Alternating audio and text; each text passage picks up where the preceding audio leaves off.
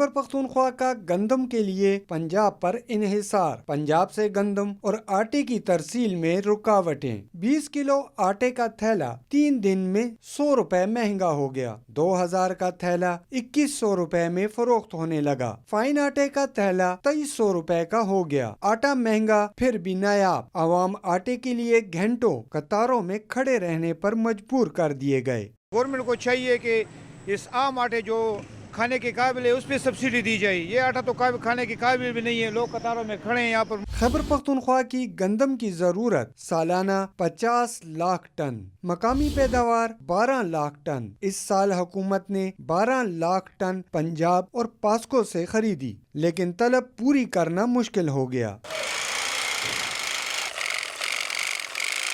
صوبے کی 240 فلور ملوں میں سے 10 گندم نہ ملنے پر بند۔ فلور ملوں کے لیے سرکاری کوٹا مقرر، 80 من کی 150 بوریاں دی جا رہی ہیں۔ ہمارا ضرورت ہے 50 لاکھ ٹن کا، 8 گھنٹے کا کوٹا مل جائے 400 بوری پر مل تو ہمارا گزارا ہوگا، ورنہ ہمارے لیے بہت بڑی مشکلات میں یہ سارے ملے ہیں۔ دوسری جانب آٹا ڈیلرز کا کہنا ہے کہ پنجاب سے ترسیل میں معاملات حل نہ ہوئے تو قیمتوں میں مزید اضافے کا خدشہ ہے۔ جو فین ہم ابھی تک 2200 روپے میں بیچتے تھے، ابھی اس کی قیمت تقریباً 2300 تک پہنچ چکی ہے، یعنی 100 روپے تیلا مہنگا ہوئے اس 3 دنوں میں، کیونکہ وہاں پر گندم کی ریٹ بڑھی ہوئی ہے۔ معاون خصوصی اطلاعات کا کہنا ہے پیٹرول کے نرخ بڑھنے سمیت موجودہ مہنگائی اور ڈالر کے مقابلے میں روپے کی قدر میں کمی قیمتوں پر اثر انداز ہوتی ہے۔ قیمت کا تعین صرف پنجاب کے یا خیبر پختونخوا کے صوبے کے کنٹرول میں نہیں ہوتا،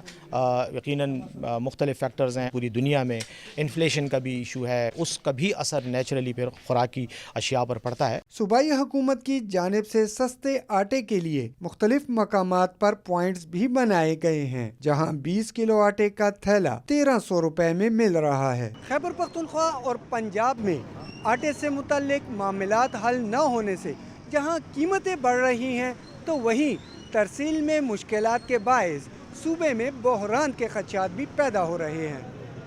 کیمرہ مین عزیز اللہ کے ساتھ عامر جمیل، دنیا نیوز، پشاور۔